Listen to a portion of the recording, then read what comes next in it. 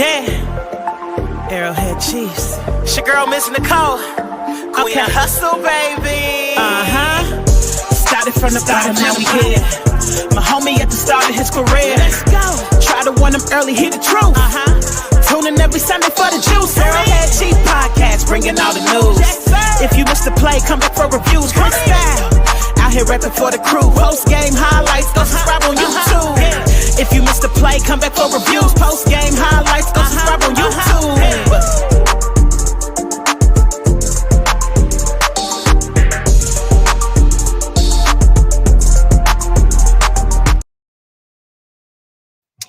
What's up, Chiefs Kingdom? You are tuned in to the Arrowhead Chief Podcast, episode 229, Chiefs Phase 2, man. We are in the off season. OTAs have already started, and we're going to chop it up and talk about it a little bit.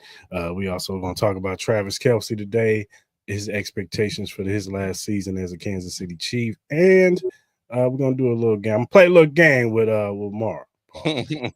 Called More Likely.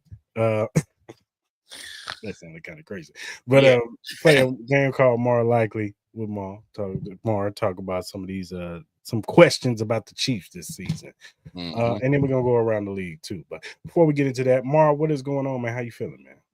Man, I am highly blessed, my brother. Always a pleasure to be alive, breathing in air, on the right side of 6 feet, and then to top it off, man, we get to talk Chiefs. So damn, they don't get no better than that. So, man, how you doing, bro? I'm doing good, man. I can't complain, man. Another day, another dollar. Not really a dollar. I'm off today, but another day. You know what I'm saying? Oh, before we get started, can I shout out DJ Diamond Divas? She did a great job, phenomenal job last week. First time I got to meet her. Hope we can collab on more AHC podcast episodes. I know you've had her on here more than once. Hey, what a talented young woman. I've been following her on Instagram since we connected, and she's turning it up for the city. She's putting on for the city. So oh yeah, man. She's definitely holding it down with the DJing and the Chiefs content, and then she goes to different restaurants with that content. Yeah. Like, oh yeah. She's definitely doing her thing for sure. Hey, yeah, she's she old. Put on Kansas City, put on. Hey, let me chill. No, for sure, man. She's definitely talented. She's got different avenues that she's touching, and definitely check her out, man. Especially on Instagram, man. She's got a lot of stuff going on, man. So I appreciate her always willing to come on the show and talk Chiefs with us, man. And shout out to everybody who comes on this show, man. Shout out to my man Ed Easton too, Easton Jr. From the Chiefs Wire. He comes on willingly. I hit him up, and this is like, hey Ed, you got some time? He'd be like, yeah, man, and he takes it with pride to come on this show too. So I always appreciate that, and everybody else who comes on this show. Of course, my Kingdom Cast cousins, my brothers over there with Country, and Chuck, Boogie. Even Tell the True podcast with D-Mac and DG and CJ. Everybody over at the Kingdom Cast. The whole Kingdom Cast crew, they been putting on for a minute too. I've been watching him and admiring them from afar, for sure. So shout out to the whole Kingdom Cast crew, man. They probably one of the biggest, I guess influencers on Chiefs. Yeah. They're one of the top ones. Oh sure. Yeah, they're definitely one of the top ones. All right, man. Let's talk about OTAs, man. We was talking about the Chiefs OTAs. They started last week. It was reported that all 43 defensive players showed up last week, man. I love it.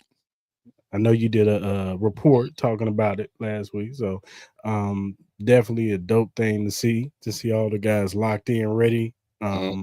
Buying into the program. Chris Jones out there, all the top guys. Trent McDuffie, of course, out there, and then on offense, Travel's in the building, but he may not have been on the field, but that's cool. He gets that. He gets that leeway. He's one of the elder statesmen, so he earned that. he has. Patrick is out there, of course. You got Isaiah Pacheco out there, Kareem Hunt. You saw last week Rasheed wasn't there. He said he was a little under weather, but you see he's there this week. Him, Hollywood, they're all out there. Xavier Worthy was out there, of course, making some things happen.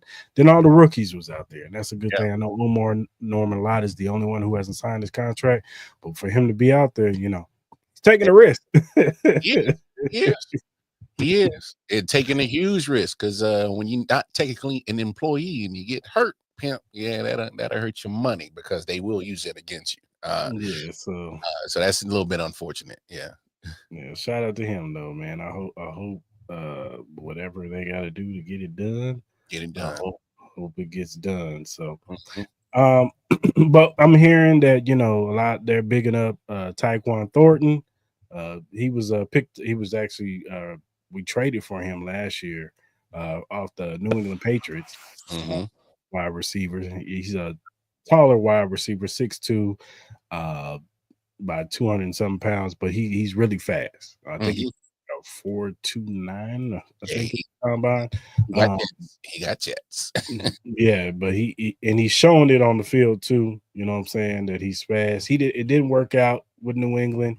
But I don't think it was just all him. The quarterback play wasn't great either. So definitely interesting to see how he looks, because we all know the OTAs right now it's all about the offense right now. Like the defense really can't do nothing. Maybe the cornerbacks, they can get a little burn in, but defensive linemen, they can't do nothing. They're not really hitting nobody. Offensive linemen ain't gonna do nothing. They ain't hitting nobody. So it's gonna be interesting to see how some of these offensive players perform. I know Jalen Royals has been looking good. Xavier Worthy's picking up where he left off in the Super Bowl. Some of these running backs, I'm interested to see what Brashard Smith looks like. Isaiah Pacheco's out there running, looking like he's ready. Elijah Mitchell's out there looking like he's ready. So what's your overall take, what you've heard from OTAs? Buy-in. Like you said, I did the clip on, why the reason why the Chiefs are they are. And when you get buy-in from all 43 defensive players, and I'm pretty sure you got a large buy-in from a lot of your offensive players as well. But specifically on the defensive side, when they reported that number, you're looking at that, you're like, wait, hold up. You trying to tell me it's a 53-man roster? 43 of all my defensive guys showed up. Half them guys knowing they not going to make this squad. All right, y'all do the numbers. It's a 53-man roster. 43 are just on the defense that they said showed up. All right, half them dudes is not gonna make it to the roster. Come week 1, they're gonna be shuffling for a practice squad job or trying to find a job. Period.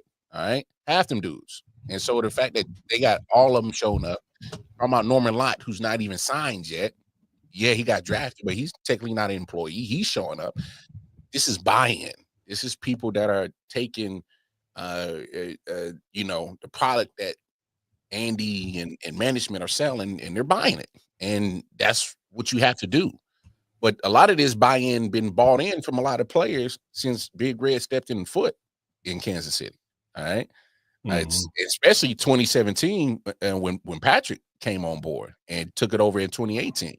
So you talking about people like Trav, who's been there for the whole buy-in. You're talking about people like Chris Jones has been there for the whole buy-in.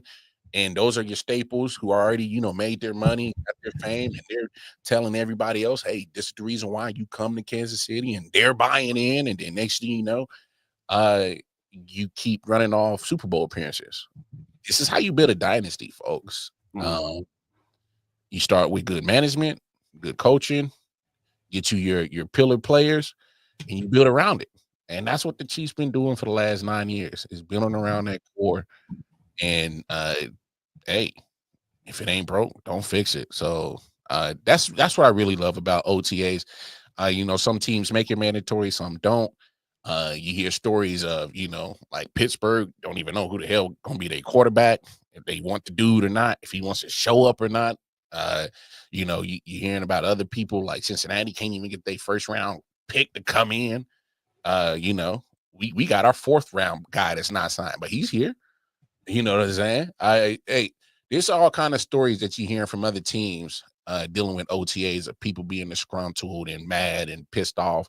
And that may be the case here in Kansas City, but you won't know the difference because they're still showing up. They're still buying in. They're still wanting to be part of something special. And to take it back to what Diamond Diva said last week, when you become a destination team where people want to, are willing to take $1 to $2 million less for the opportunity, for a better opportunity to get in Lombardi, or, take those 1-year deals like we was talking about last week of people who, probably just didn't live up to full potential as a high draft pick, kind of bounced around and just need a reboot, like a Juju Smith. I mean, we can say what we want about Juju, but we thought dude was going to be out the league. He comes to Kansas City, and all of a sudden he can't get out the league. So, I mean, it's so many different avenues that come when you start building these dynasties. But when it comes to OTAs and you're getting this buy-in this early, damn, I can't wait to go to St. Joe. No, I hear you, man. That's when time is going to be exciting, when the pads come on up there and say Joe, when guys can actually hit each other, you know what I'm saying? And we really see who really wants to make this roster. We have an idea, we know who's the mainstays who are definitely on this roster, but the guys who are going to make the back end of this roster, who's going to step up and make big plays, in training camp and in preseason, to possibly make an impact in the season. You know what I'm saying? So, which one of these rookies is going to step up and make some plays and show out? Jalen Royals. Royals. Hey, that boy gonna be nice, dog. Rashad Smith, or any of those guys, Gelati and Lott, Noah Williams, see what he can do. Even what's his name, Jeremy Bassa. You know what I'm saying? If he can make an impact in the linebacker room, you know what I'm saying, or even on special teams. So definitely gonna be interesting to see what these guys can do. And going into this season, you can see the determination on Patrick, man. I think Patrick knows that, he wants to get back to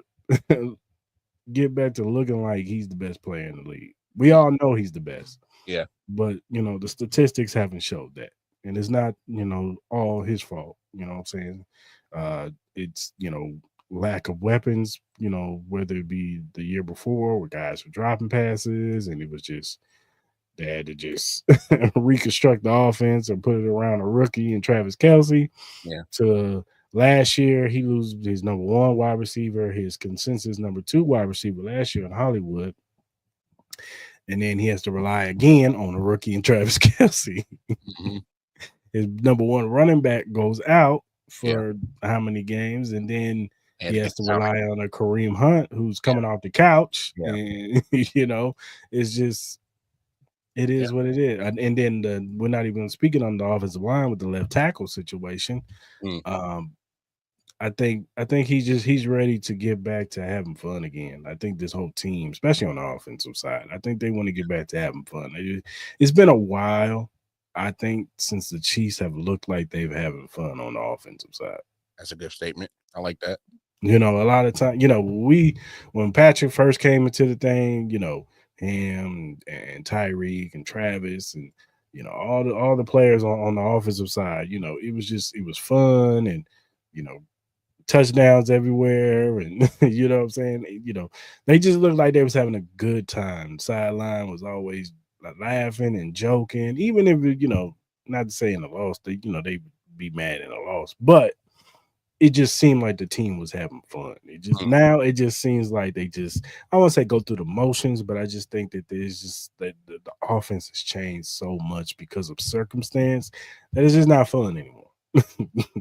It just looks like they're just not having a good time out there. It's just So let me ask you what you attributing that to.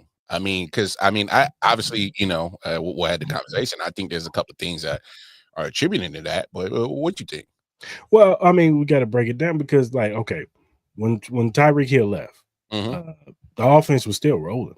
Yeah, you know what I'm saying. We still had a top. I think we had a number 1 offense still. You know what I'm saying? It looked different because it wasn't bombs away. It wasn't 3 plays and we in the end zone. Yeah, you had to kill him like 11 paid, 8-minute drives, but you got to put it in end zone though. Death by 1,000 cuts. Yes. But it was efficient and it still was moving. Yes.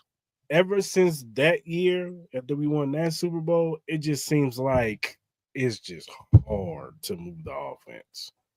You know what I'm saying? It just seems like Pat just goes out there. How many times have we seen drives where it's like it just seems like the offense just goes out there for like 10 seconds and it's over. Like, what was that? Where'd y'all go? And it just stalls out the drive. How many times have we had a chance to punch it in the end zone? Yeah. Put the nail in the coffin on the team, and it's just like the drive just stalls out. And we just keep teams in the game. The defense can only do so much. Like the defense has been the greatest part of this team the past 2 years, two seasons. Yes. And it just seems like, and it's for different reasons. Like I said, the year prior when we won the Super Bowl, you know what I'm saying? Cats were dropping passes left and right. Kadarius Toney couldn't catch. MVS couldn't catch. Like Sky Moore couldn't catch. Like guys were dropping big passes, and it was just Travis was in there too. Mm-hmm. Travis was dropping some passes too. It was just like and you could just tell it was wearing on Mahomes. Yeah, it was wearing.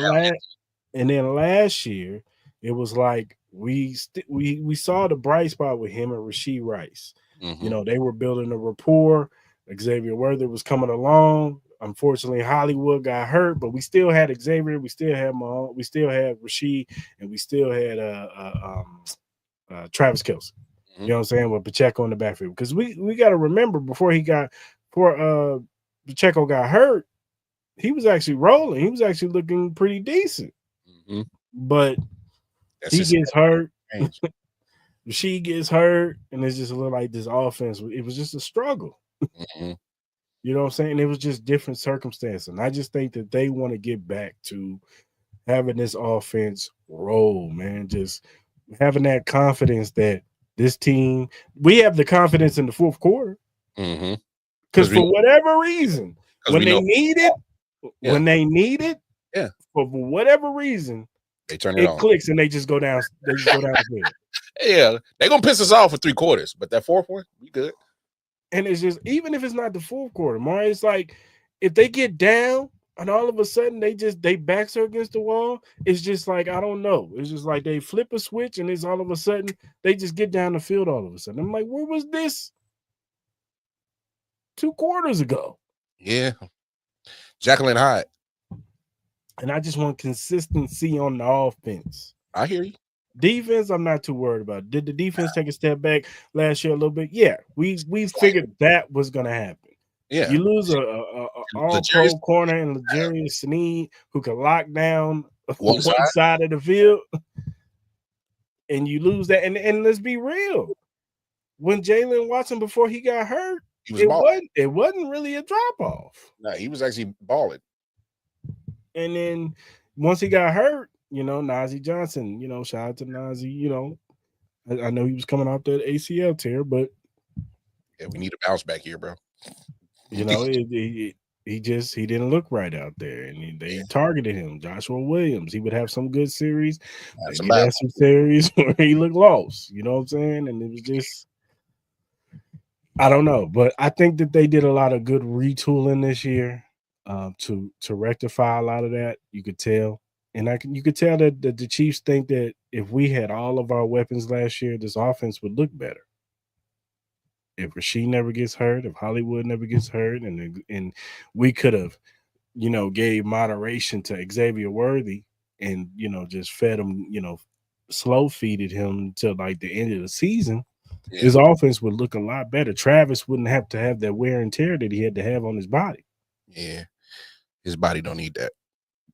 So, which is a good segue, because I wanted to talk about Travis Kelce. And I wanted to ask you, going into his last season, now he looks like he's determined. Like he's getting in shape. He's lost 20 pounds. I think he's realized that he probably needs to slender up to get a little bit of that quickness back. I'm not saying he's going to get all of it, and he's not going to look like Travis Kelce from 3-4 years ago. No, he's not. He's 34 years old. But if he can get something close to that, I think that he's trying to get that back. So what are your expectations going this year with Travis Kelce? Being that if Rashee Rice, let's say Rashee Rice don't get suspended this year, let's, you know what I'm saying, and we're injury free and we're good, we're rolling, and everybody's feeling like Rashee's probably going to be the guy now. The offense is going to run through him, Xavier Worthy. You know what I'm saying? What are your feelings on Travis Kelce, his role this year, and the expectations for him this year? Okay, so let's start with role and what I think his role should be.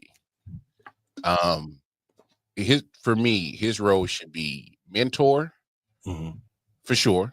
Yeah, because I need Jared Wiley to get up to speed. All right, I need the other tight ends in the room to get up to speed. Nor Gray, I'd like to see a step forward. You know, so mentor for me is number one. Now, when it comes to actual production wise, you know, obviously he's got that rapport with Patrick. So, but I only expect him to be that guy when Patrick just absolutely needs a play. Yeah, like I need a play. All right, I know to go to Trav.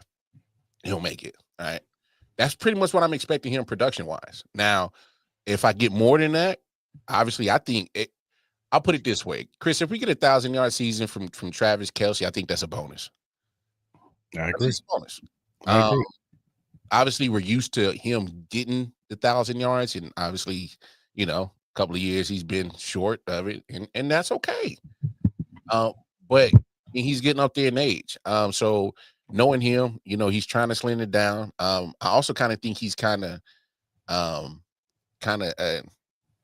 can't prove this or not, but just personally, it feels like he's kind of toned down the appearances a little bit, especially after that butt whooping from the Super Bowl. It's like he's kind of like, I got to hone in. I didn't like that. I just kind of, from what I gathered, because I watched him and his brother on New Heights. I'm a big fan of them, so I watched him, and just the tone that I'm getting from Travis, watching him on New Heights is like I didn't like what Philly did to us, and I gotta do what I gotta do to make sure that I don't go out like that, and that I'm going out the way that I like to, with raising the Super Bowl trophy. I think dude's gonna be mental wise, he's gonna be hell for the league mentally. Like, if you leave him open, all right, I'll just do what I do. But y'all keep sleeping on me, saying I'm 34, I'm past my prime. All right, cool. But I'm still be that guy that Patrick comes to make that play. So that's just pretty much what I'm expecting from him. So production wise and just role wise. So this has kind of just been my thoughts. I mean, we got to be honest about Trav. We love him, but hey, you 34, bro. This is a young man's game. Yeah, this is a young man's game. Unfortunately, yes. Are you still one of the better tight ends in the game? Oh, without a doubt.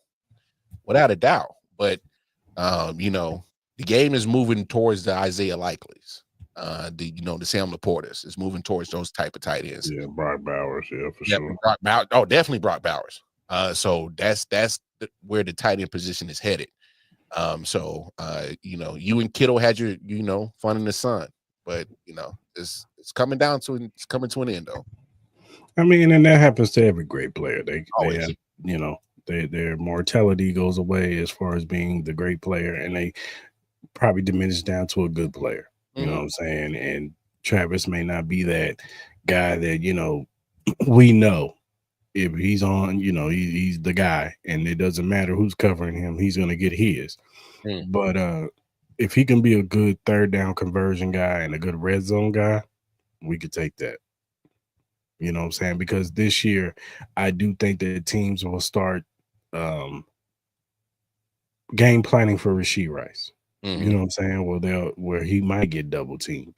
You know what I'm saying? And they're going to be like, okay, we're going to see if, Xavier Worthy can get open on his own, if Hollywood Brown can make an impact, if, Juju or maybe even Jalen Royals, and then, Travis Kelce too. You know what I'm saying? And maybe that's how Travis is going to eat this season, with them no longer putting the game plan on Travis Kelce, but on Rashee Rice. That's going to help Travis Kelce more to get more open, get more looks, And him losing a little weight, maybe like I said, it brings back a little bit of that quickness that he probably diminished when he came in a little hefty. You know what I'm saying? Hey, let's not fake the funk. It looked like bro was eating a little bit too much at that like last year. All right, let's call a spade a spade. All right, my man Trav looked like he had a little couple of Lamar's donuts around them little side joints. He had Hey, come on now. I ain't checking for no man, but when I didn't see how Trav usually come in shape, and I was like, oh man, my cuz got a little Lamar donut on the side. I was like, oh, that boy love him and Taylor acting a fool, eating all that jazz stats. Look at him. So, I mean, I'm just saying, he looks like he's trying to slender down and get some of that quickness back. And it's going to be interesting to see how he looks when the pads come on. It's going to be interesting to see how he looks once the regular season happens. Yeah. But it's like I said, Trav. I think he's going to be determined to make sure that he's effective this year. You know what I'm saying? I don't think he really cares about his yardage this year. Yeah. But definitely gonna care about making an impact on the offense. You know what I'm saying, when he needs to. You know what I'm saying, and that's something that I can understand him wanting to. He's used to being the man. Yeah. You know what I'm saying, and used to the offense running through him, and him and Pat. Because I could even say last year probably was the first time where there was times where him and Pat weren't on the same page. Yeah. Yeah. Where he thought he was supposed to go this way and that way. Yep. There was a couple of times where they just weren't syncing. I agree with you on that for sure. And then Pat, he's gonna have to learn also. And I think he was starting to learn that with Rashee Rice. I think he and Rashee was starting to build that rapport. But he's definitely gonna have to learn because there's this is gonna be the last year with Travis, and then there's gonna be life without Travis Kelce. Yeah. Yeah. And people are going to be like, oh, well, see how Mahomes look without his number one weapon. You know what I'm saying? And it is what it is. We all think Pat is great enough that he'll be fine without Travis Kelce. You know what I'm saying? Like we've seen him elevate low level talent with MVS and you know what I'm saying. Shout out to Juju. I don't think he's low level, but even Juju, like you said, when he came to the team the first time, everybody thought Juju was done. And if he doesn't get that concussion, Juju has well over 1,000 yards that season. Yeah. So, well, like I said, with Travis Kelce, I'm just, I'm interested to see how he looks this year. I'm with that. Quick question just popped into my head. Go ahead. Say, Noah, Jared might not, start coming around like we think. And some of the other tight ends is probably just, probably not ready to be on that level. Say come trade deadline, take a flyer on Kyle Pitts. I'm not giving nothing more than the 5th round pick for Kyle Pitts. My guy. My guy. Because after a while, look, I understand his quarterback situation hasn't been the greatest. But I heard that there's more to it than just that. His work ethic, you know what I'm saying? I've heard it's not the greatest. And he hasn't been really working on his game like that. Now, this is what I've been hearing. So I'm just curious because it's the untapped potential that he's really there. I hear you. And if Andy can't get it, then I don't know what to really tell you then, bro. But if Andy can't get it out of you, I'm not giving nothing more than a 5th round pick. That's what I said, Mike. That's what I said, Mike. I'm just throwing it out there, bro. Do I think that Kyle Pitts has talent? Yes, I do. Yeah, I do think he has talent, but the potential is so crazy with bro. Like the potential with him is so crazy. Like it is, and it's like, who's gonna be the right coach to get it out of him, or is it because when you throw everything at the wall and you're like, all right, it's just you, bro. Then I can understand that, and I'll leave it alone. But I'm just saying, it's don't do a Kadarius Toney. Don't give a second round. I wouldn't do that. No. No. I wouldn't even give a third. No. I'm not giving you a third. I'm really not second guessing a fourth round pick. Not real talk. No. Like I'm dead at like look. I'm with you because like you was a first round, he was a first round, and we all okay. I'm gonna speak for me. I thought homie was gonna be nice. No, I did too. I watched him at Georgia. He was at Florida.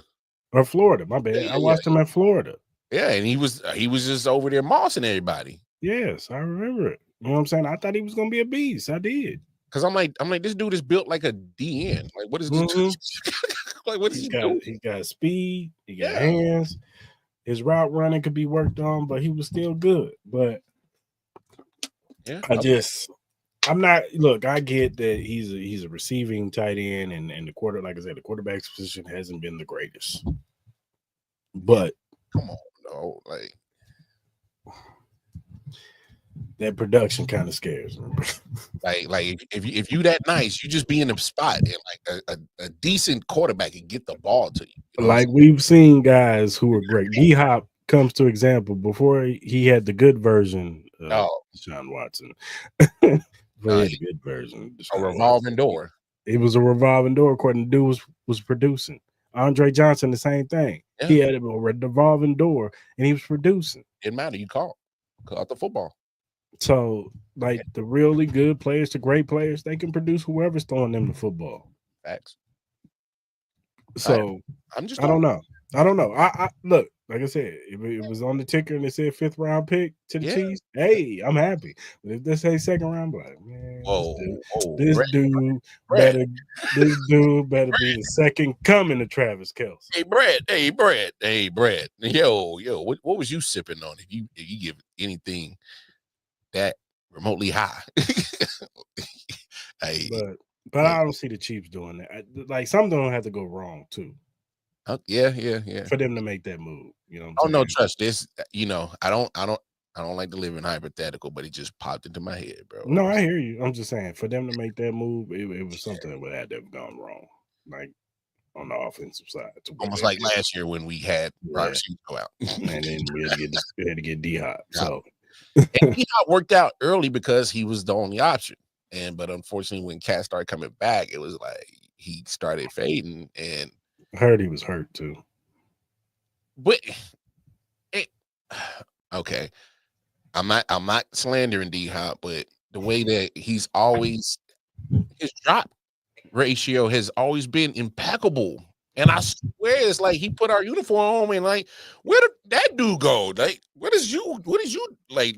Yeah, he was dropping some wide open passes. You can't tell me some of them passes that he dropped in the Super Bowl. I was like, the hell is that? That one that he dropped where it was like when he dropped that pass, it was just like, even though the scoreboard should have, really said that it was over. But when he dropped that pass, it was just it's done, bro. It's over, man. Can I get the check, please? Hey, dog. Hey, I was at the crib. I turned it off. I think I went and started playing GTA or something. I was just like, the people I was with, I was just like, yeah, I'm out, bro. Yeah, I'm going, dog. I'm gonna go see my pop. My pops was in town. I was like, I'm gonna go see my pops. Let me go holler now. Yeah. This is depressing. Yeah. Like a mug, gotta go. I saw that offensive line and how he was playing. I was just like, okay, that's the first one. All right. Again? Andy, what you doing, man? Running the ball. Then when even the Cooper DeJean interception, I was still like, all right, it's 17 to we still got a little time to get back in this game. Hey, man. When that when Zach Bond intercepted the ball, I was like, yeah, it's over. Hey, man, once Serena start crit walking, I turned that thing off. I was like, yep. Boop. I think that's the only reason why I stayed. I was just like, I'm gonna watch this halftime show. So watch my guy Kendrick get down real quick. Then that first drive in the third quarter happened. I was like, yeah, it's really. Hey, I can't even remember what happened in the second half, dude. I didn't watch it. I didn't watch the second half. Like I said, I just watched the first part, like the first of the third quarter, and it was just like, all right, I'm done. I ain't even watched that. I watched the whole halftime. Yeah, Serena. I was like, oh, is that Serena? You're like, yeah. Then I'm bloop. Yeah, they got it. Mm-hmm. It was all good though. Hey man, PTSD. it is what it is. It is what it is, man. Hey, real talk. Which one was worse? This one or 35? Or 45? Which one? 55.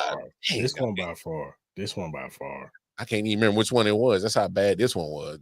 Because the Tampa Bay one, it was just like we kind of, even though I ain't gonna lie to you, I don't know why I was so damn confident for that game.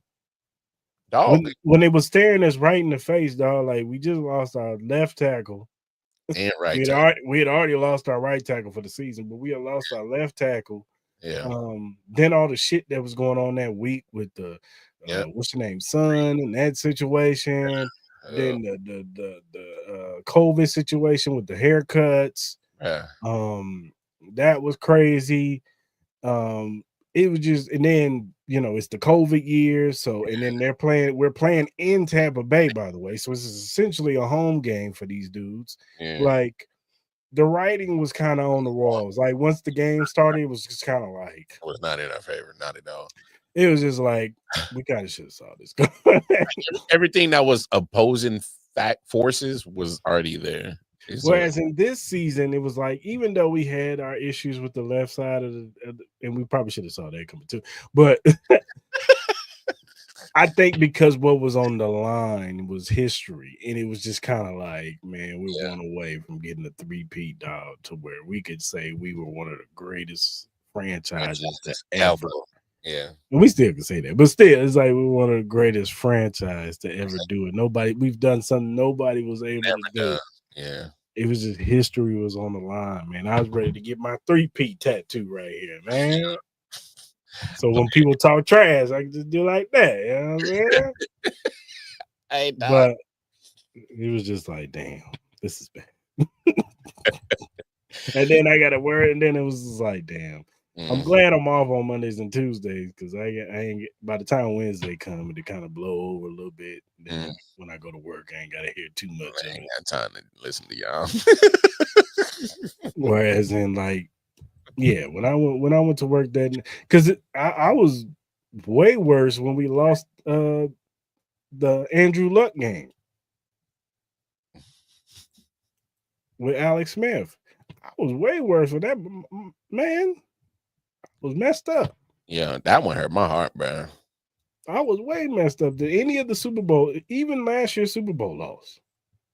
Like I was just kind of like, it is what it is. They wanted it more. That's what it was. I just like they wanted it more. Hey, the moment that damn football bounced back to Andrew Luck, I said, yeah, that shit. It was just like, because I remember the first half. Because I had no expectations, because I think that was the season where we had to rattle off like 8 straight wins or 7 straight wins to get to 10 or whatever. So we kind of backdoored into the playoffs anyway. As is, yeah. You know what I'm saying? So it was just kind of like I had no expectations going into this game. And then you're watching the game, and I remember the first half. I remember came out on fire. That's what I'm saying. I remember the first half, and I'm like, this is Alex Smith all season. This dude is balling right now. Hey, I shit you not, bro. I know exactly what year that was because I know it by heart. That was 2013 playoffs. Yeah. Because I was at a bar in Charlotte and we was up 28, and I was like, yeah, I'm feeling good. And the bartender was like, yeah, I'm all right. Y'all got this in the back. I said, whoa. You just jinxed us. He was like, what? Y'all up 28. I said, you don't know us. Bro. And then that second half came, and it was just like, and it wasn't just that. All of our players started dropping like flies. Justin Houston got hurt. Tamba got hurt. Jamal Charles got hurt. And I was just like, the hell is going on? Like, this is some Freaky Friday. Like, shit. Hey, I went to the crib. I left because we was up by halftime. I left because she had said that. I said, yo, you jinxed me. I gotta go. Cause you just messed up my night. She's like, what? Man, because I'm like, if I stay here, y'all gonna have to call the police on me because I'm a Kirk like crazy. So I was like, nah, let me go to the crib. And everything went down. I text her. I said, you raggedy mother, you. She go, what? I said, look at the game. Look at the score. She said, no way. I said, yeah, you did that. Yeah, I went to work, man. I was a zombie, dog. I was a fucking zombie the next day. Like, I didn't want to talk to nobody. I didn't want to. But it was like that for like damn near a month. I was just like, don't talk to me. I was fucked up. That game fucked me up for like a good month, dog. I was just like, man, I don't want to talk football. I don't want to see a football. I don't want to see a Chiefs jersey. Wild, hey, that's wild, bro. So that's why I was like, since that game when we were losing, like the Steelers game, I wasn't tripping when we lost that game because it was just like I was tripping because of the way it went down, but it was just like it's not worse than the Colts. And then when we lost the Tennessee game, oh my gosh, the Mariota catch, oh my goodness. Yeah, in the moment I was pissed, but then at the same time when the game was over, I was like, Mahomes time, let's go, baby. Woo! Yep. I was just like, you know what? Starts. It's Mahomes time, baby. Let's get it. Shout out to Alex Smith. Thank you for everything you giving us, brother. It's time, baby. Bombs away. Hey, that first year. You remember that first year, dog? 50 TDs, bro. Just bombs away. Like literally. He was literally on, hey man, Tyreek down there somewhere. What was the first? Was the first game against the Chargers? Yeah. Yo, even the Chargers game, the Steelers game, then that San Francisco game when he did the whole spin around, touch the ground, come around, and he threw that pass to Chris Conley. Yep. Yeah. Man, those are the good old days.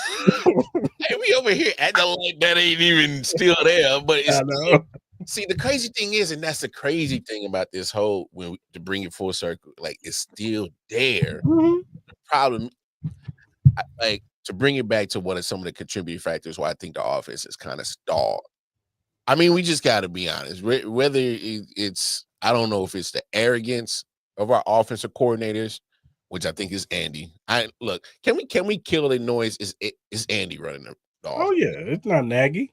All right. I think that I'm gonna let you finish, but the sidebar with the Nagy shit, because I hear my man Chuck. Shout out to my man Chuck. He can't stand Nagy. He can't stand bad Nagy. But it's not so much of. I'll get with you on this with Nagy. Yeah. When you're comparing him to Eric Bieniemy, the accountability factor. That's going to stand out. I think Eric Bieniemy held them to a higher standard to when they were messing up. Yeah. You know what I'm saying? He would get in there. He would talk to Mahomes the same way he would talk to anybody on the field, and you would see that visually. Like, hey, what the fuck is you doing? Like, you acting sloppy. Yeah, you playing. Where's your mechanics? Why would you throw that? You know what I'm saying? Whereas in Nagy's kind of like, oh, it's gonna be okay again. You'll be all right. Okay, so to speak on that accountability part, and I just think like Nagy's trying to be the friend instead of being the offensive coordinator. And I that's just what I get when I'm watching, all the film that the Chiefs personally put out about when they're at training camp or mini camp, OTAs, and just hearing the conversations that they are letting us know. Like, obviously, we're not there. That's why I can't wait to get to training camp, because I want to see firsthand how the interaction is, like how the conversation is there the true straight accountability coming from Nagy saying, yo bro, this is this ain't it, because we knew we would get that from Eric. It didn't matter whether it was on film, he didn't care. Like right then and there he more than likely addressed it. And obviously, it's an old school mentality. I'm old school. I'm pretty sure you probably consider yourself old school when it comes to certain mentality of certain sports, and it don't bother me. Like it's accountability. Like it really is. Like football's still supposed to teach you life lessons.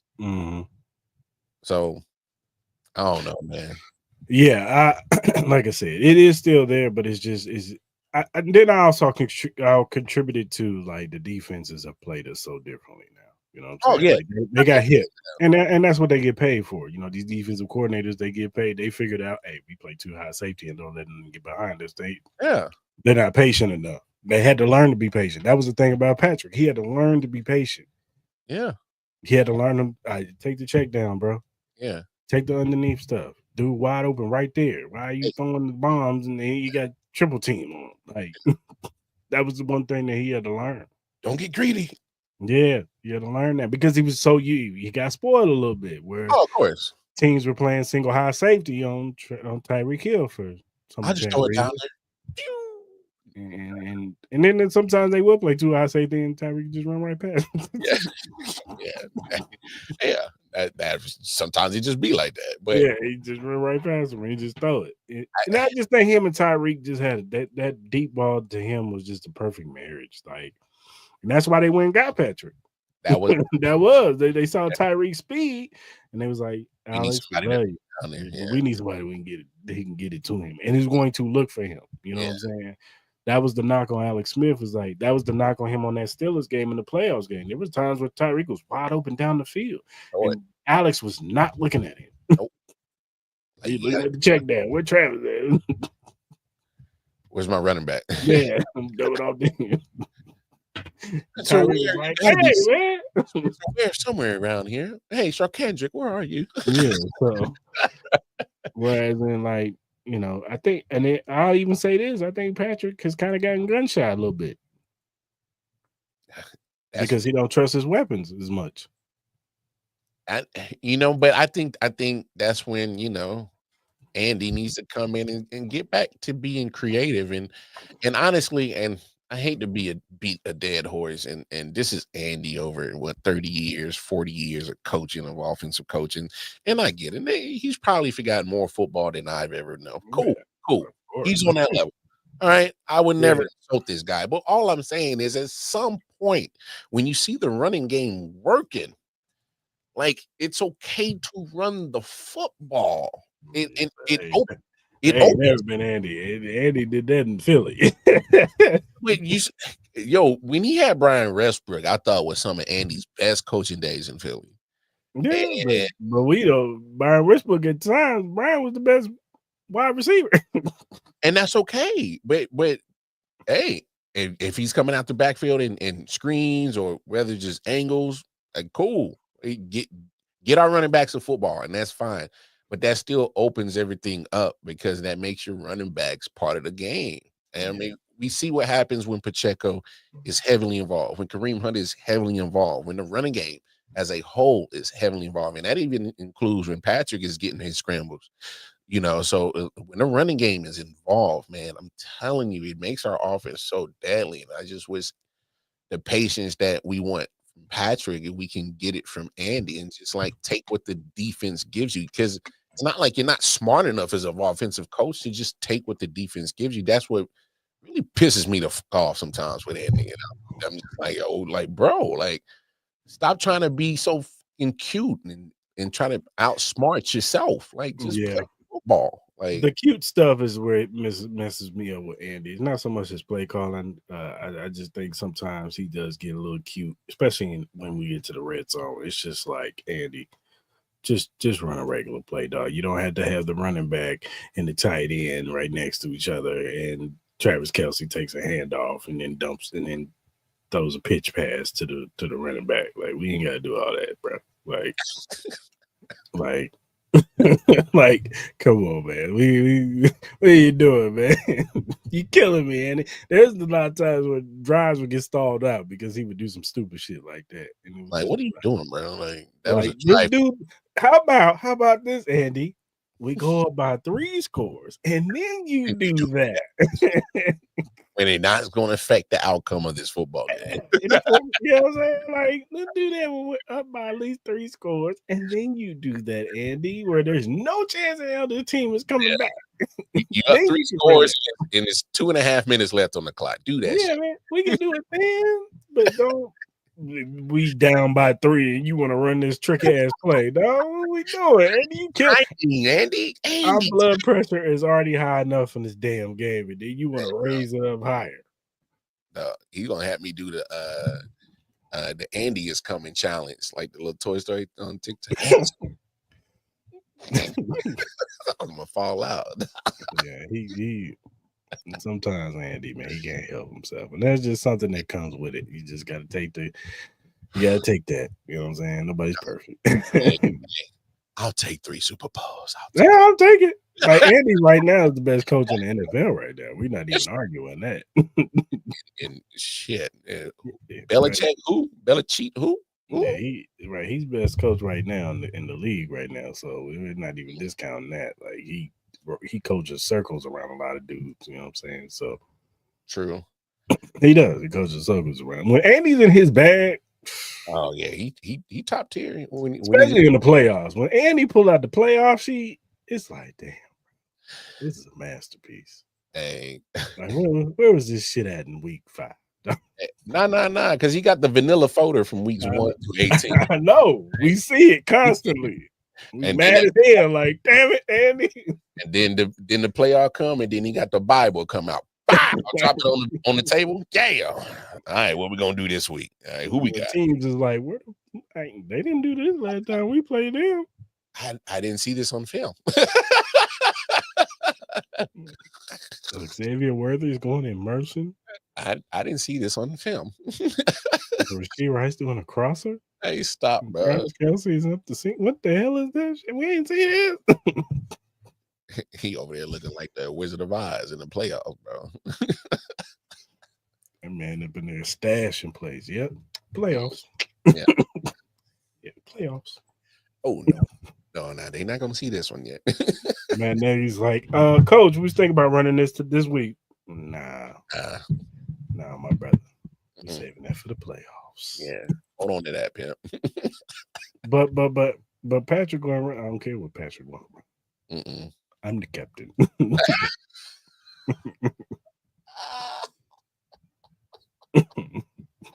stop. But shout out to Andy Reid, man. He's still the best coach in the league. And no, we're getting that. First ballot Hall of Famer. Oh, you a whole fool, bro. I'm the captain of this shit now.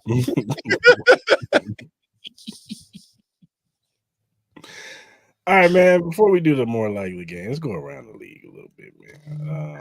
Let's do that. Your man Stephon Diggs is out here wilding, bro. You know, and look, I'm all for players having fun. You're a grown ass man. Have fun, man. I'm not telling you not to have fun, but just be careful out there what you're handing out to people. Little party favors y'all handing out to people and stuff. Like, just be careful. You know what I'm saying? And you playing in New England, brother. Them people up there, they handle stuff a little different up there. You know what I'm saying? Robert Kraft, Vrabel's a little bit of a tight ass. You know what I'm saying? So he is, but I mean, we ain't gonna act like this franchise is all squeaky clean, though. No, it's not. we ain't gonna act like this franchise. Well, we know from Deflate Gates and Spy Gates and they all got murder Gates and they got all kind of gates, all right. So we ain't gonna act like these cats is all that squeaky clean. That's all. But I'm just saying, you know how they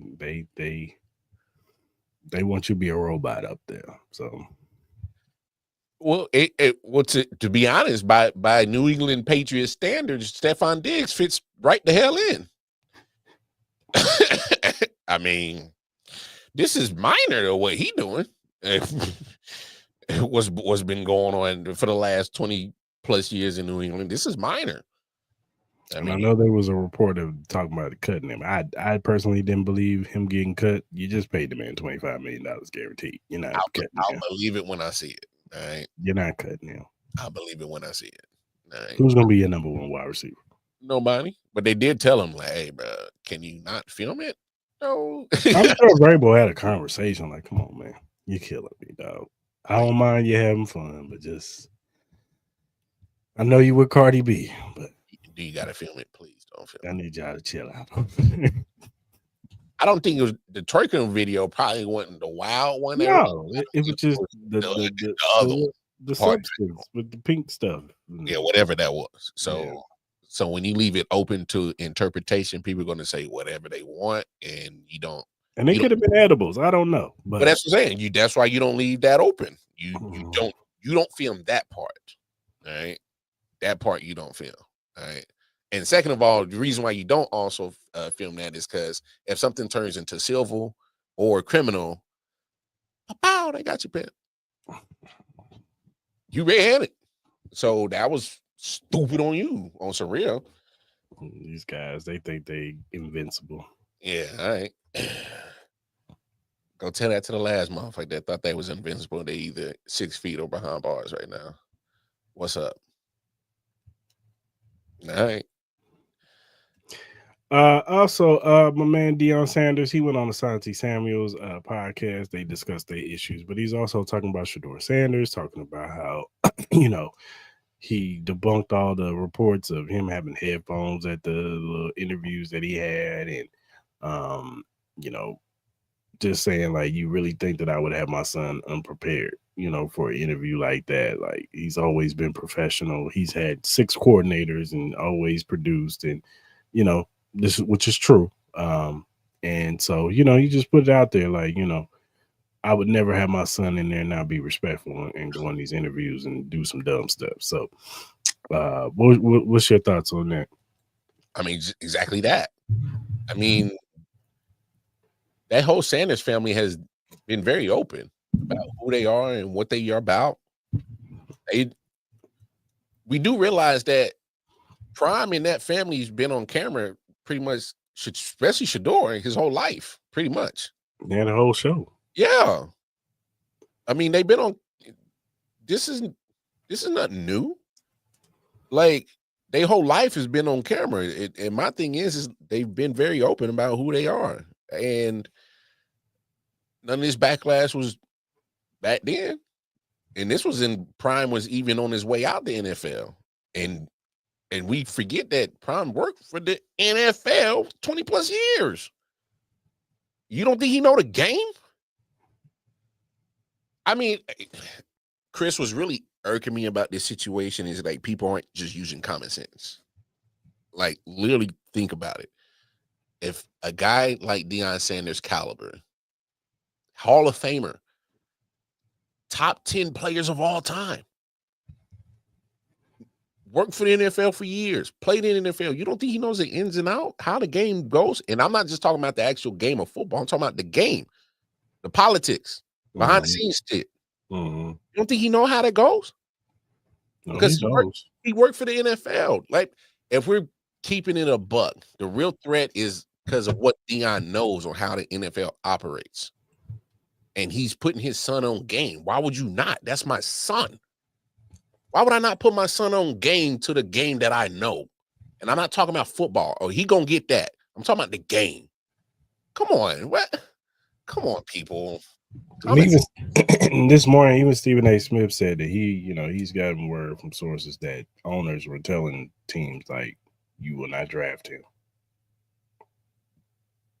Which lets me know that, and I've always known this, not every owner wants to win.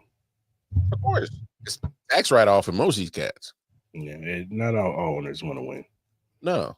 Because I don't care. Because if the worst that Shedeur has done is, and it's really nothing him, if you're mad because you think Deion Sanders is going to get involved, which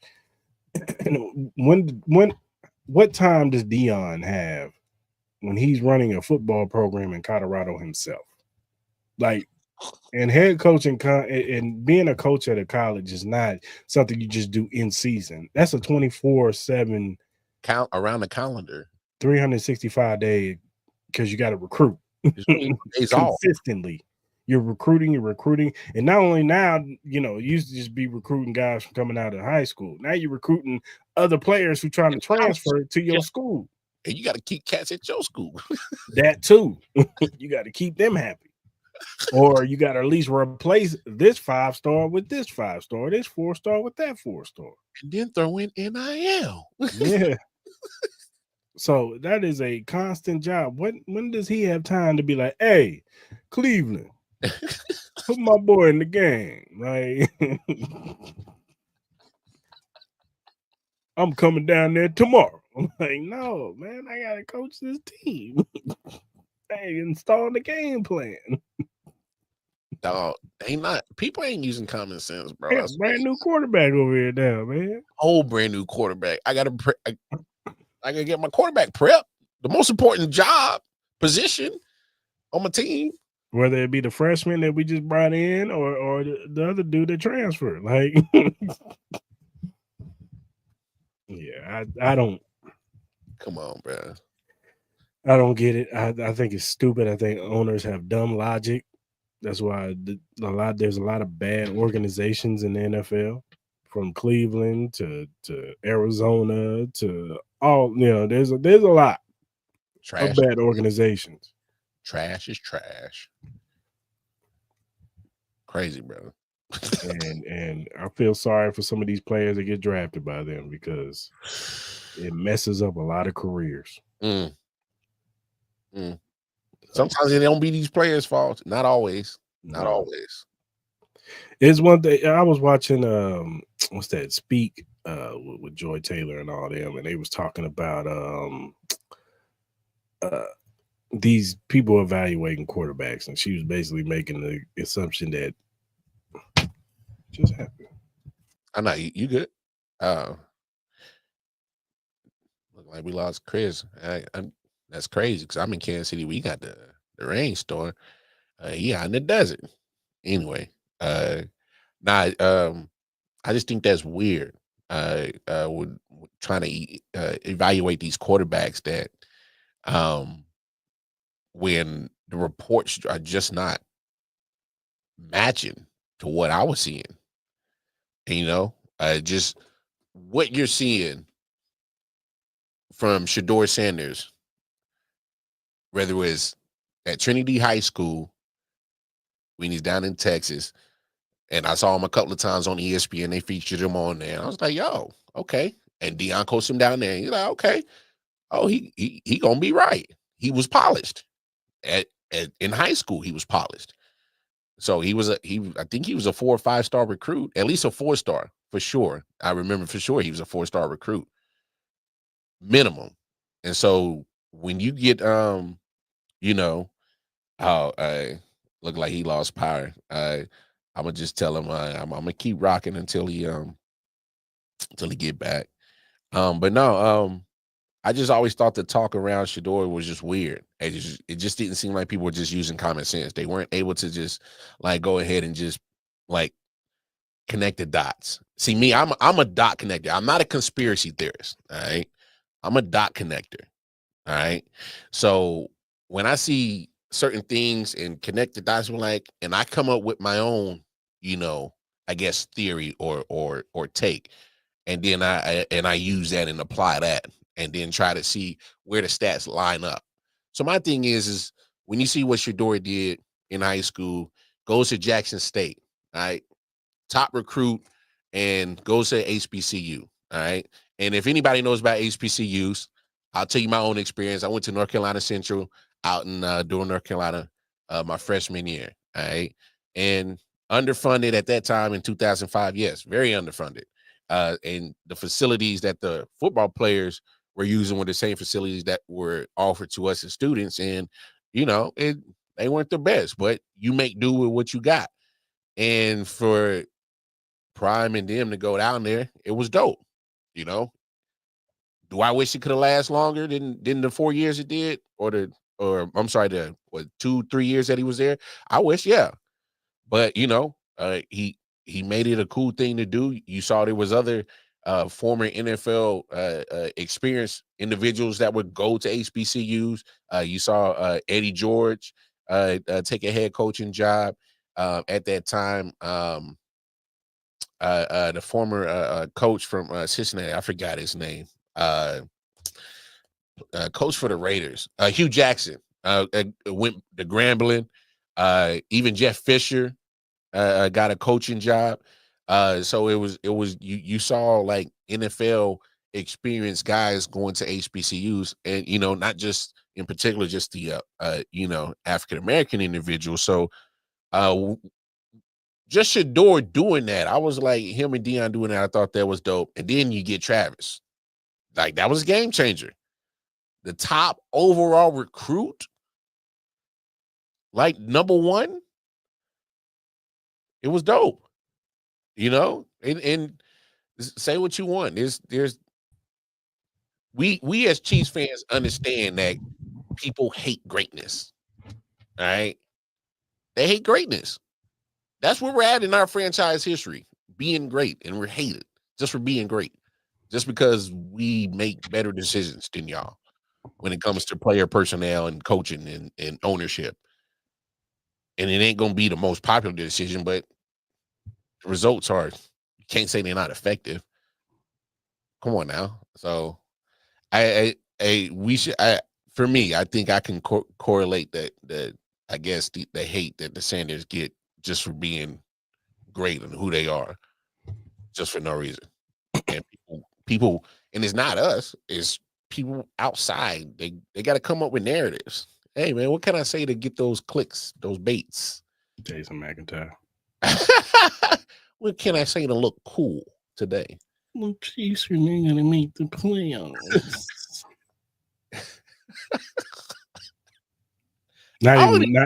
Not even a wild card, brother. Like, let's break this down. Like, literally, if nobody clips none of his stuff and puts it on Twitter, I don't hear none of his stupid shit. Like, for real. I stopped really paying attention. Him and Craig Carlton, I'm done listening to those dudes. Those dudes, they do everything for clickbait now. But the whole Chiefs, like, it would have to be a total collapse. Yeah. For them not to make the playoffs. Like, I know we look at the AFC really vaunted, but let's really break this down. Okay. You got the AFC North, right? So we expect the Ravens to make the playoffs, possibly even win that division. You know what I'm saying? Maybe even, I don't know. The Steelers, they look like they've taken it all the way step back. They're not making the playoffs. Even with Aaron Rodgers, they're not making the playoffs this year. The Cincinnati Bengals, I don't have them making the playoffs because their defense is the same. They might even be worse. They're going to be in shootouts every year, every week. Because they might be trading away Trey Hendrickson, their best defensive player. So now their pass rush is going to be worse. But Chris, even with Trey on that team, it wasn't a good defense. Exactly. So that's what I'm saying. But now you're getting worse because now you're letting it go 17 and a half sacks. Like, they are literally going to be in shootouts from week 1 to week 8. I don't have them making the playoffs this year. Cleveland, we'll see a quarterback, but I don't have them making the playoffs this year. No. Baltimore's the only guarantee, I would say. Yeah, only guarantee. So, okay, now AFC North. Now you go to the AFC South. One team is making to the playoffs in that division. Yeah. And that's a mediocre division at best. And we all probably picking Houston to win that division by default. Because I don't know what we're getting from Anthony Richardson. I think the Colts roster is actually really good. And if you get a decent quarterback over there, I think the Colts can make the playoffs. That's a big if. But we gotta see what happened with Anthony Richardson. Did he work hard this offseason? He gotta stay on the field, man. That too, but he gotta also show he can throw the football down the damn field. Hey, he completed less than 50%. Yeah, show you can play football. That man had some Tim Tebow completion percentage, bro, like in the 49s, 48s. Yeah, that's what I'm saying. So so yeah, Jacksonville, we'll see on Jacksonville, and then we'll see. Man, stop. That's what I said. And then even Tennessee, we gotta see with Tennessee. Nah, come on, man. We ain't doing that. So then you go to the East. Buffalo's gonna win that division, and nobody else is making it out of the East. No. Miami got worse. Yeah, they dookie. Jets, yeah. They might get 7. And then who else is in that? That's off the top of my head. I ain't even looked at New England too. They're not making the playoff. They might get 6-7 wins themselves. Yeah, come on. So then you go to the West. We're probably picking 3 teams that come out of the West. Broncos and Chargers. And I think, honestly, like we said, you look at that Raiders schedule. They could possibly make the playoffs too. they can make a push for a wild card because that's a very favorable first half. Because what you get 7 you got 7 teams that make the playoffs. You got the 1 bye week, and then you get the 6 others or 3 others get a home game, and then 2 more spots. AFC West. It's a possibility the whole division might get in. I think Chargers and Broncos come back with us again like they did last year. It's the Raiders, I think, is the only question mark. But I mean, yeah. But at the end of the day, you still think the Chiefs ain't making the playoffs? Yeah. That's just hate, bro. I mean, that's crazy to me. Like I said, someone had to go like historically like bad for us not to make playoffs. No, it would literally have to be a Patrick Mahomes injury. And then I think we could actually possibly still sneak a wild card in, though. What your man meant you? No, just off of Andy's GP. Like, I just think that he'll find a way to, because so here's my thing about Minshew. It's not like the guy can't play football. It's just that you can't get the consistency from him. Yeah, and that's he's a gunslinger. He'll throw the football down the field, but he's got a little bit of Jameis Winston. Yeah, like he gonna give you the 30-30. He can definitely do that. So, but and that's the only thing that really scares me with dude is because like, can he like take care of the football? Because that's what Andy's offense is pretty much predicated on, is just make sure that you make the right throw and don't turn it over. Like, so I think you could probably. Well, no, hell no. I think we still get a wild card. Gardner Minshew had the coach on the verge of all he had to do was complete a pass, and they had Houston out that year. Yeah. So no, even with the Patrick Mahomes injury, she's still a wild card. Book it. My point is just like, really. I mean, that's what I said. People got had narratives, but I mean, I understand it. That's why I can understand what the Sanders family is dealing with. So, but you know what I did love about that moment between him and Ashante, that they actually kind of talked that whole corner. Oh yeah, the cornerback stuff. Yeah. And I love how Ashante broke down his mentality on why he only stuck to the left side of the defense, the right side of the offense, because he's like, most of these quarterbacks are right-handed, and so majority just consciously they're going to always throw to the right just because you're right-handed. And so he's like, if I'm over there, hey, I'm there. So hey, I'm gonna always be in a better position to make a play. Oh, you want me to travel for what? I'm over here. Your quarterback is right-handed. The odds of him throwing on that side are not going to be high. And then if he does throw over there, I got a solid enough corner on that side that, all right, that's your weak side that you're throwing. And you think you're going to eat tonight? Nah, that ain't happening. So I actually kind of like what Ashante had say about his thought process on being the corner. And he got the numbers to back it up too. So I mean, he wasn't no slot. Asante Samuel was a great corner. He was a baller. Oh yeah. You know what I'm saying? We weren't saying he wasn't a baller. It was him trying to compare himself to Dion. It's like, relax, player. Chill out. Like, we like you, bro. But I mean, and before you even get to Dion, we talking about Champ Bailey, Darrell Revis, like. And see, the crazy thing about that argument, and I know a lot of people don't like when you throw Darrell Revis in there, but I'm like, they're like, oh, his span was small, but I'm like, but the impact was crazy. So it's kind of like he was locking down number one guys, traveling on a consistent basis, traveling. Injuries just took away his career. Yeah, he traveled, and he went number one. Mano y mano was good, playing with the best. And he did it for a solid, at least four, like consistent 4 or 5, maybe. Mm-hmm. Before then Champ Bailey was just an athlete. Oh no, I love Champ. Champ was just an athlete. Champ was just he was fast. He could lock you down. I wish he would have stayed in Washington. I was pissed he went to Denver, bro. I was irritated about it. Oh, I hated when he went to Denver. I was like, all right, here we go. Shit. Another great player going to the other organization. I was like, man, y'all sure y'all couldn't keep Clinton Portis? Damn, man. Y'all see, y'all running back y'all thing, right? Y'all should have stuck with that. Man, coming out here locking us down and shit. Oh man, Getting picks off our quarterbacks. You know. Man. Yeah. But oh well. Different time, different age. It's all good. Yeah. All right, man. Let's play this more likely game, man. Let's get it. I'm gonna ask Mar some questions about the Chiefs that more likely to happen this season. So I'll say who will more likely such and such, such and such. Copy that. So first question. Who will more likely be a breakout player this season? Xavier Worthy, Jaden Hicks. Ooh. Oh, that was dirty, bro, because you know Jaden Hicks my dog, man. Oh, yeah.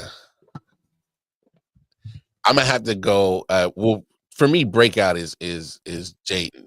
Because I think Xavier kind of showed what was really good when he had to last year. He was pretty much the consistent all season last year. Jaden Hicks, we kind of seen glimpses of it. You know, some plays you like, oh man, Lil Youngin was out of position right there, but it's all right. He'll learn. So I'm looking for him to go all out, especially with no Jay Reed there. It's his spot to lose. So yeah, I'm gonna go Jaden on that one. All right. Number 2. Who will have a comeback season this year? Isaiah Pacheco or Drew Tranquil? Ooh. Because I thought he had it down here. I thought so too. I'm actually go Drew Tranquil. And here's why. Because I think Pacheco still has enough favor that he's still going to get his touches with Andy. But with Drew, you see the cat that we drafted from Oregon and the way that he can move. I forgot his name. Basay. I think that's his name. I'm bad with names. So the linebacker we drafted from Oregon. Jeremy Bassa. Bassa. Okay. See, just think Black Panther. Bassa. See, I'm bad with names. See, so Jeremy Bassa, and I love what he can do athletically on the coverage side, and almost hybrid safety type body because he plays safety, and that's almost like Drew Tranquil to an extent because he's on the smaller end of your linebacker, almost built like a safety. So, and if you noticed, I mean, they put Drew out there on more pass coverage plays. I think more than than anything. So, that's pressure because I think you also get pressure because Leo Chenal is so damn smart and good. Like he's gonna have to get his touches. Like you can't take him off the field. Like Chenal made some clutch plays last year that saved the damn defense. Ain't no way I'd keep that guy off the field. So I'm looking at the competition that Drew Tranquil is going to have to have. He's going to have a comeback year because otherwise, you start seeing them snaps come down. All right, we know what's good after that. Yeah, that's true. Yeah, we'll holler at you later, bro. Okay. Who will have a greater impact? Who are more likely to have a greater impact this season? Hollywood Brown or Christian Fulton? Ooh.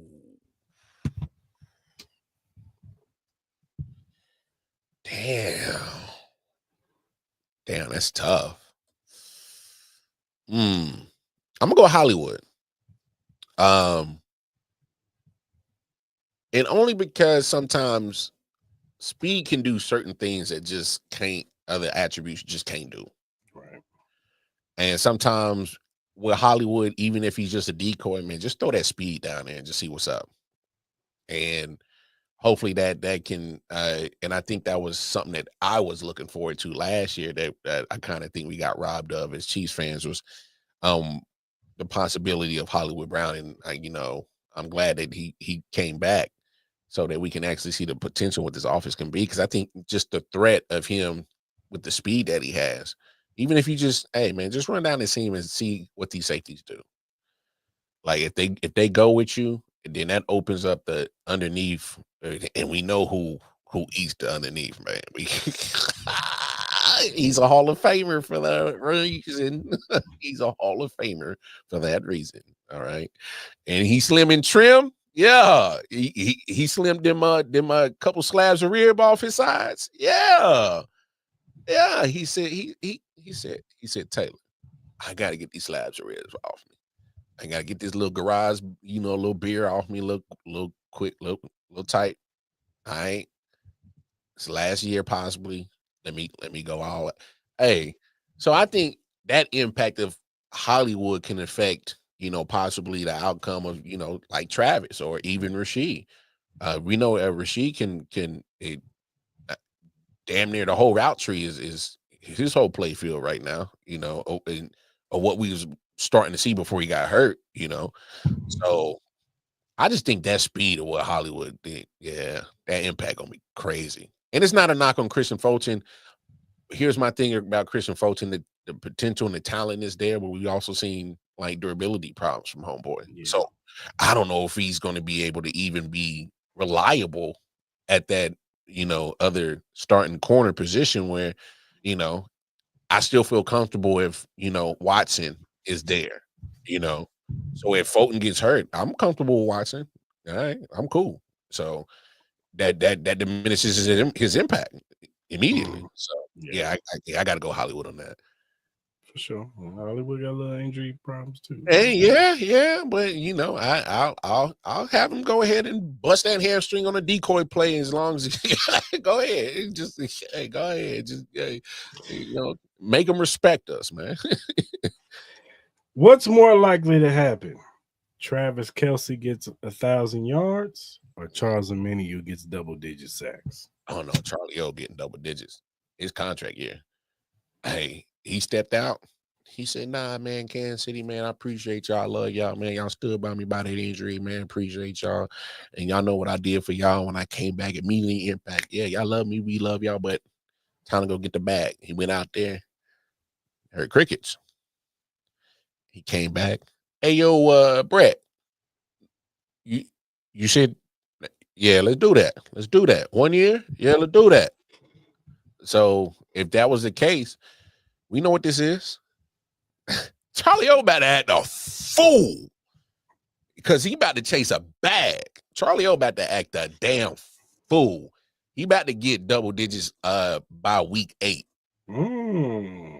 You saw what he was doing when he came back halfway through the season. Immediately. I gotta say immediately. You gotta say it like immediately impact. It came out there, and what he was doing affected the rest of the rest of the D line. That's when Chris started getting jiggy. George started getting jiggy. Mike started getting jiggy. Say what y'all want. I know what I saw when Charlie O came back. Hey, D line was like, oh, Charlie O want to get it. Well, I gotta get it too. Turk turned up. So, and then that turned into Turk getting a bag. He in Carolina now. So, I mean, Charlie O back, you know what happens when in pass rushers chase that bag on contract year, man. Hey, man, they look good on that contract negotiating table when I'm at 15 plus. And if Charlie O get the 20, he gonna bird, man, that to the table, dog. He gonna bird, man, it up. I'm telling you. For sure. Which rookie's more likely to have more impact this season? Noah Williams or Jalen Royals? Ooh. I'm gonna go Noah Williams because Spags is gonna play players who make plays, and it's nothing against Royals. I just think that wide receiver room, if you really look at it, it's gonna be a little bit tough to get your reps on that field. It's one football. It's one football. Hey, you talking about Rashee Rice? I'm back. I want my touches now. Hollywood say, hey man, y'all ain't seen the potential in me. I want some touches. X-Man say, hey man, all y'all cats was out last year. Hey man, my back kind of heavy from last year. I want my touches, bro. And then Trav gonna come in and say, whoa. I'm Hall of Famer, bro. I want my touches. Sky Moore gonna say, hey man, I need to make y'all want some water? Oh.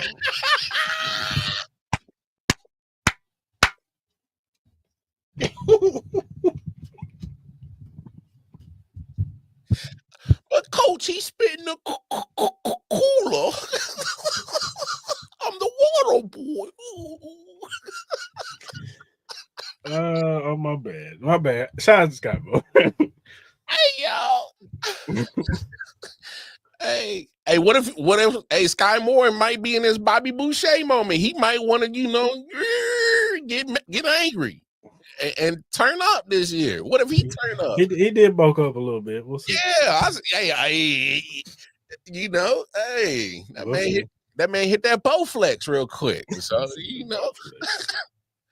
So, I mean, what I'm saying is, like, all jokes aside, that wide receiver room, if you really look at it in receiving options, we ain't even talked about even how Andy likes to use the screen game. Running backs got to get their, receptions there. Kareem Hunt's great at the screen game.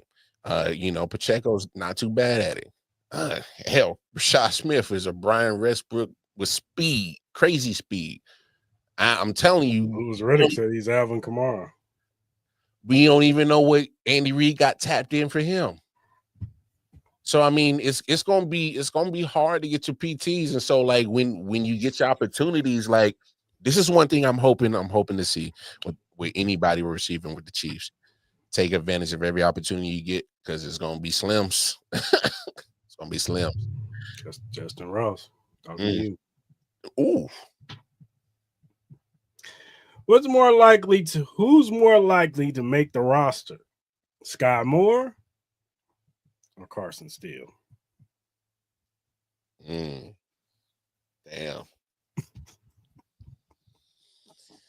Shit. Did you really do this, dog? Yo, you're diabolical for this, bro. Damn.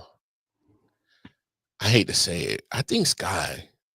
Cause my man Carson Steele, man, I don't know if hey man, you can't drop the football, bro.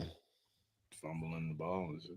Boy, hey, damn, getting you put on practice squad, that's what gets you released, man. So, yeah, I'm gonna go with Sky. Because they've already tolerated his drops and ain't released them, so they might as well tolerate it for another year. So, yeah, I'm just saying. So, but one thing that Andy don't like is turnovers, and neither do I. Get him out of here. Yeah. Yeah. Who's more likely to lead the team in touchdowns, Rashee Rice or Travis Kelce?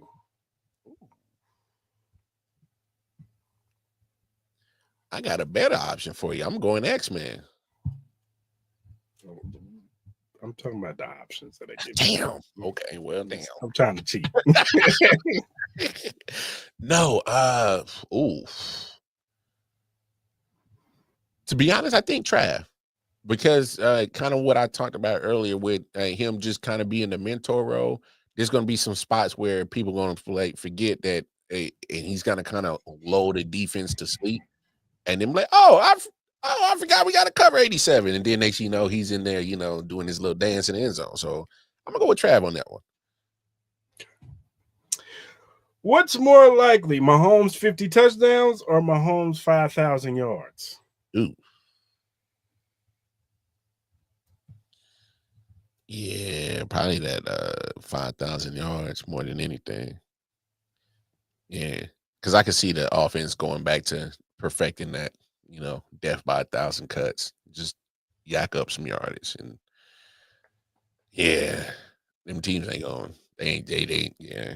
Them high scoring games getting 35, 42, them done. And them ain't our type of offense no more. So yeah, we're gonna take that 24, 28. All right. Which is more likely? Omar Norman Lott gets 5 sacks, or Royals gets 20 catches?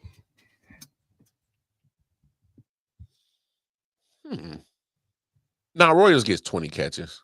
If y'all really look at the stats from like most years, like even your fourth and fifth string over a course of 17 games, yeah, they're gonna get 20 catches. Yeah.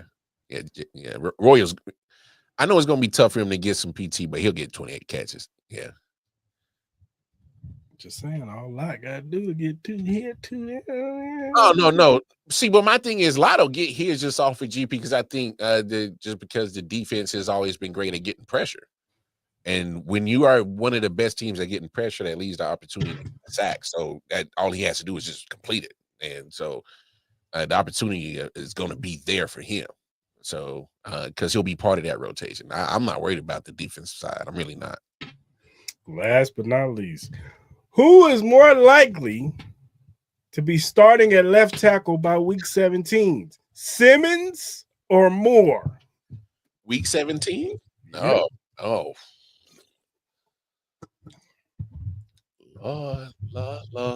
Lord, you're diabolical from coming up. Hey, bro. Oh man.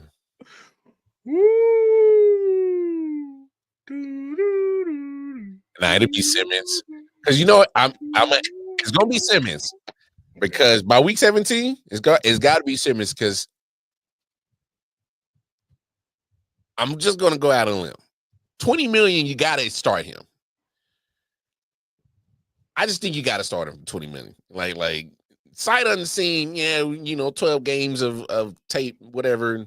So you saying Moore is gonna start? No. Moore's gonna start week 1. But to your question, is week 17 come around? I think it's Simmons. Okay, I see what you're saying.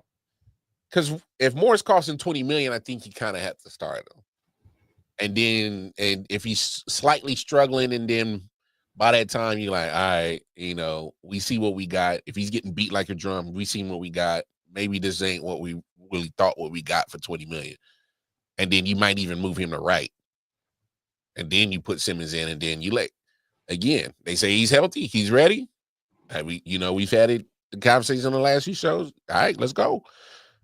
He was a first round pick. You could have been, higher if you weren't, a lot of teams, worried about the injury.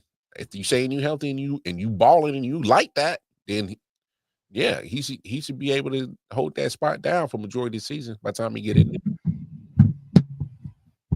Sure. All right, man. Yeah, we'll see what happens, man. That was good, man. That was good. You diabolical, man. The Lord, I don't know. Where'd you come up with these? Who dropped these on your mental? I don't know, bro. That was some look, I couldn't make it easy on you, man. Yeah, that was. I couldn't make it easy. The Sky Moore and Carson Steele one really jacked me up, bro. I know it did. I know, because I could have easily just did like Sky Moore, Joshua Williams. I'm like, that's disgusting. Because no, man. Both of y'all guys got a reason who he picks. Both of y'all got a reason to get the hell off the damn team. Is Sky Moore gonna make it, or is it my man Crocky J? Hey, I like Gator Boy, but come on, man. Like, you was good until you started doing too much. You were doing a little bit too much for me. Hey, man, the only time I like coughing is when I'm on that trees. That's it. Other than that, nah, bro. And I definitely don't like it on the football field. So shout out to my man DG. He can't stand Carson Steele. He thinks he is terrible. I just think his ball security is trash. That's it. Like, he can run and he can make some plays, but it's like, you got to take care of the football. The fact that you don't take care of the football, I don't like you. So it's kind of like, that's just where I'm at. If he was taking care of the football, I wouldn't care. Yeah, we'll see. We'll see. I mean, he's definitely not making it as a running back. I think they made a clear message when they signed Elijah Mitchell, brought back Kareem Hunt, that, yeah, man, we ain't trying to get down to you. And drafted Brashad Smith. It was like, yeah, you are very last resort. If we're going to you, we got a problem, bro. We trade. We got a problem. Oh, you didn't answer? Shit. So yeah. But yeah, man. We shall see, man. OTAs will definitely keep going on. I think tomorrow Thursday they talk. They do the little pressers and stuff like that. It'd be interesting to see who talks this week. I don't know if they're gonna put Mahomes back up there. Mahomes said that he's not doing the Olympics. He said that last week. They asked him about the Olympics. He said, I'm gonna let the young bulls. I'll be like 32, 33. What I said to y'all last week, I'm gonna let these young boys have it. Thank you. Thank you. There's a God. So thank you. Thank you. I didn't want him to do it. I made that clear. Now, come on, bro. Let's see if Nike or anybody draw that bag at that boy. Now, Patrick. You sure you want to do that? They ain't like Pat. He gonna be like Patrick. Look at this number. Look at those zeros. There's a lot of commas and zeros on that thing. Just asking you to go out there for like 2 plays. Hey, I gave you the formula last week. Hey, he third string all the way through. Shit. But if you think about it, by that time he's gonna be in his 30s. Lamar gonna be close to his 30s. Josh Allen gonna be close to his 30s. Like, let the young bulls have it. We might be having Arch Manny up. Hey, that's okay. Hey, I'm just saying.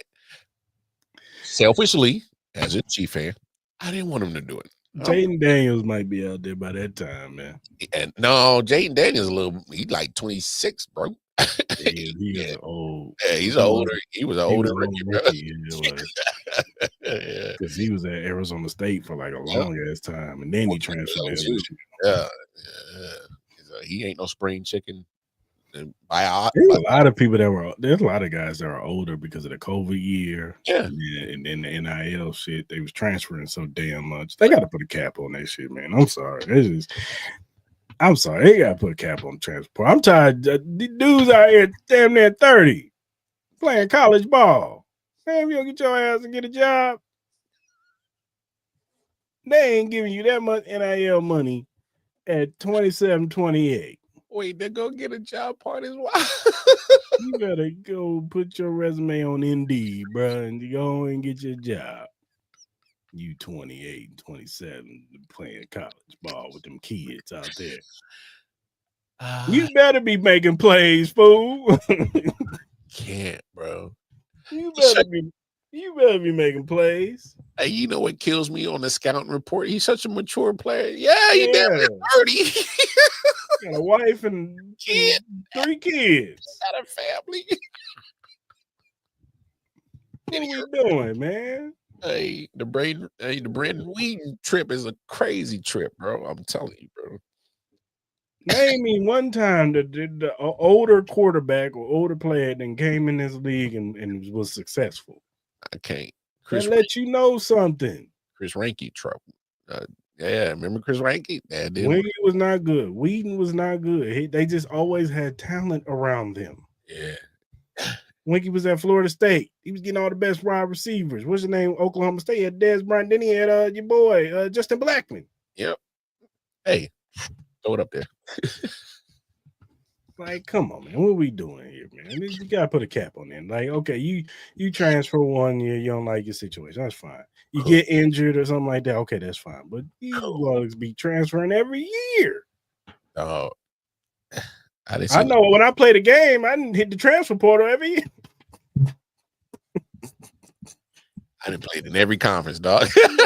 Transfer every year. I'm looking at my options. I'm gonna go to Michigan this year. See what Michigan got to offer. Hey man, who got a nice trip? Yeah, let me go off. I guess I'll go to Oregon this year. Some of that Nike gear. Let me get some of this Nike gear over here. Plus, my number 1 wide receiver's leaving. I know they got some fast speed guys over in Oregon. Yeah, let me get to Ohio State. I don't even like them. I don't like them, but we're going to play for them real quick. I might spin block back on what's the name? Hey, yo, chill. That's what I'm saying. Like, y'all got to put a cap on that, man. Put a cap. These dudes be old as shit. I think there's a dude now. He damn near like 28 years old playing college ball. Hey man, You don't sit your head down. it's over, man. If I was your homie, I'm like, dog, listen. Better let it go. Boom, boom. There's this league. It's called the XFL. Go play in it, dog. You'll still get on TV. But the NFL, bro. Shout out to my man Carnell Powell. He out there killing it right now, man. Yeah. For the DC and DC. I saw DeAndre Baker making plays out there, man. What are we doing? Yeah. Playing in damn college. You out there with them kids. That's wild. Talking about, man, I had 5 catches on the 75 yards, 2 touchdowns. Of course you did, man. Your route tree is impeccable, man. You got grown man strength. You got grown man strength to these little dudes, dog. Your film study is impeccable. It's on another level. They just hit puberty, bro. Like, what are you doing? People don't know what a cover 3 is. Still learning. He ain't run that in high school. Yeah, they're playing them freshmen. They 18, 19 years old. Hey, chill, bro. Everybody ain't got a Jeremiah Smith. Yeah. Or Ryan Williams. Yeah. Everybody ain't got that. Nah. Because them dudes would be the first round picks in this draft. Yeah, if they let them go after your freshman year. Yeah. But the thing about football is different. It's a mental thing for me. Like, an 18-year-old going into the NFL, can I say that some guys could have made, like Adrian Peterson, I think he would have been able to. He was different. He was different. Yeah, he was just different. There's just certain guys that are just different, but there's a mental capacity of the game that I don't know if an 18-year-old would be able to handle an NFL. I don't know. It's different because it's different from NBA. NBA, it's kind of more one-on-one. You got the skills. You go out there, shoot basketball, do all that stuff. You can do that at 18, 19, whatever. Yeah. But you doing that, you trying to go against these grown men? Yeah. You a wide receiver and you ain't in your grown man body yet? They locking your ass down. Clank, clank. You are not getting no separation. And then that's going to ruin the kid mentally. At 18? Yo, I was a man. What happened? You coming straight? No. I was a man. What happened? Yeah. In high school, you was a man, homie. The F happened to you, man. The league happened. Patrick Surtain is kicking my ass right now. I ran into a man named Darrell Reeves. I don't know what happened. Locking me down. So, all right, y'all. We be on here clowning, man. We gotta keep y'all entertained, man. Hey, as always. But we're gonna go ahead and land this thing because I think Mark got like one of his podcasts. Nah. Oh no, I'm actually straight today. Nah, I'm Are you chilling? You chilling? No podcast today?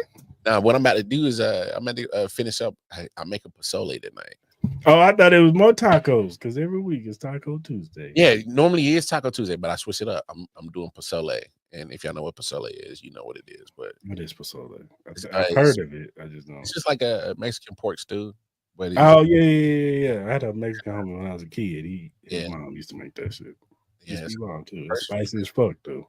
First time making I didn't turn the heat up because I got the killings. They under 10. They don't like spice. But no, of course. I made this more burn the insides out. Oh yeah, I made this more for me. I F them kids, man. I got other food in there for it. They eat them little funky ass dino nuggets. They can eat that. They get fed. All right, eat that shit. I made this for me. So yeah, that's what I got going on after this. Oh, we be doing that to the kids, man. I smell it right now because I eat dino nuggets. They eat them damn old funky ass dino nuggets, man. It's all for me. We be having lobsters and steaks and shit. Okay, to be fair, because I have a culinary background, so my kids eat good around here. So they I'm just messing with you. Yeah, no. Their taste buds are a little bit elevated besides dino nuggets, but this pozole, no, this is strictly for me. So F them kids, they eat them damn funky. Trust me. My kids was little. Y'all want some nuggets? Hey, it's the best default food for them, man. It's like, and they'll eat it. And don't enjoy some air fry real quick. They'll be happy and fed. So Yeah. Don't y'all dare call the peoples on me. He feeding them. Right? Calm down. You act like he giving them bread and water. Chill out. They getting fed. They just ain't getting pozole tonight. All right, good people. If you look at the screen, because we gotta pay some bills. You look at the screen. Shout out to Bet US. You see that QR code right there?